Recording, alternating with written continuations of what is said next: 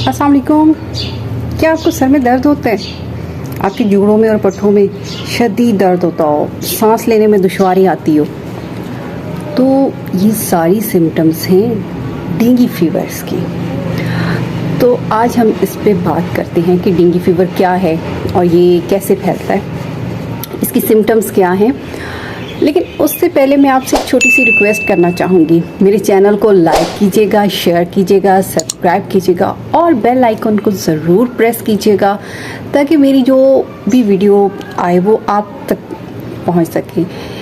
My dear YouTube family, मेरी दुआ है कि अल्लाह पाक आप सबको अपने हिफ्ज़ अमान में रखें, आप खुश रहें और लोगों में खुशियाँ बाँटें। जैसा कि मेरा चैनल जो है ये सेहत के हवाले से मुफीद मालूमात फ़राहम करता है।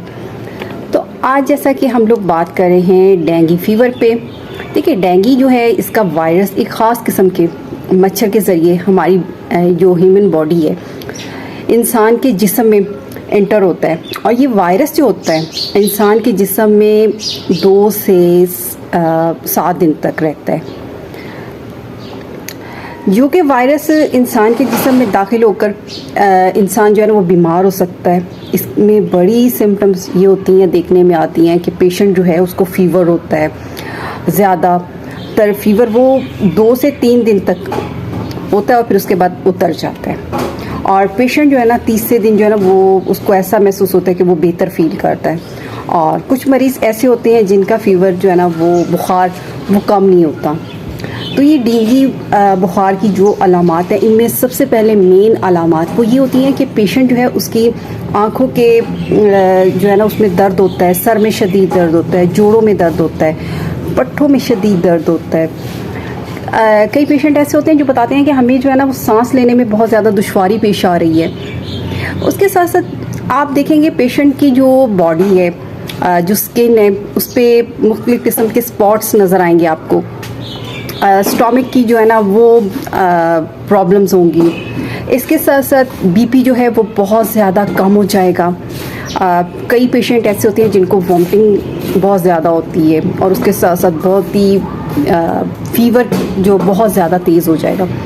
और बाज़ औक़ात ये दफ़ा ये होता है कि डेंगू फीवर अगर हो जाए तो इससे मरीज़ को जो है ना आपको सबसे पहले तो ये करना चाहिए कि इस कंडीशन में पेशेंट को आप ट्रीटमेंट दें और उसके साथ साथ मरीज़ को हॉस्पिटल में एडमिट करवाएं। बाज़ दफ़ा ये होता है कि मुख्तलिफ़ जगहों पर अगर ये कंडीशन बहुत ज़्यादा ख़तरनाक कंडीशन में आ जाए तो उसमें ये होता है कि पेशेंट के खून आना शुरू हो जाता है, जो कि एक ख़तरनाक अलामत समझा जाता है। अगर हमें चाहिए कि हम लोग एहतियाती तदाबीर पे अमल करें। देखिए, इसमें हमें सबसे पहले तो ये करना चाहिए कि मच्छर उससे ज़्यादा ना फैलने दें।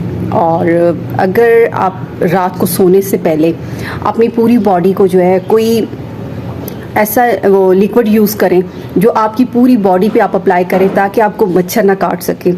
और इसके अलावा ये है कि अपने पूरे जिस्म को जो है वो आप खुले कपड़े ना, ऐसे कपड़े पहने जो फुल आस्तीनों वाले हों। और सोने के लिए आप नेट का इस्तेमाल करें, जैसे नेट वाले जो आम मार्केट में मिलती हैं, नेट वाले जो कवर, उसके अंदर आप सोएं, खुली अगर हवा में आप सो रही हैं।